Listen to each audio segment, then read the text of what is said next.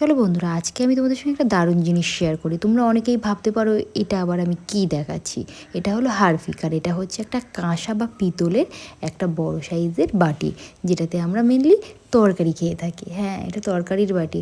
আজ থেকে আমি এটা 2 বছর আগে ব্যবহার করতাম। 2 বছর টানা এটাকে ব্যবহার করিনি। একটু আগে আমি তেঁতুল দিয়ে মেজেছিলাম, কিন্তু দেখলাম খুব একটা ভালো রেজাল্ট পাইনি। তারপরে আমি একটু ফোন থেকে দেখেছিলাম যে হারপিক ইউজ করাতে না খুব সুন্দরভাবে এরকম পরিষ্কার হয়ে যাচ্ছে, এবং আমার বড় বললো হ্যাঁ হ্যাঁ, এই ভিডিওটা আমিও দেখেছিলাম। তো সেই মতো যেমন কথা তেমন কাজ শুরু করে দিলাম হারপিক দিয়ে এখানে একটু ট্রাই মারা। তো ট্রাই মারতে গিয়ে দেখলাম ওরে বাপরে, কি হলো! এই দেখো, একদম ঝাঁ চকচকে হয়ে গেল কালো বাটিটা। এই দেখো, একটু পরেই আমি কিন্তু এখানে জাস্ট হারপিক ইউজ করেছিলাম, একদিনেই দেখো কি কালো ছিল বাটিটা আর কি পরিষ্কার হয়ে।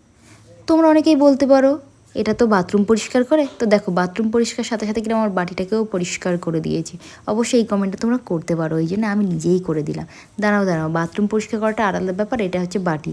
তো বাটিটাকেও কি সুন্দরভাবে পরিষ্কার করেছি সেটা নিশ্চয়ই দেখে তোমরা বুঝতে পেরে গেছো। আর বাজে কমেন্টটা প্লিজ করবে না। তো আজকের মতো টাটা।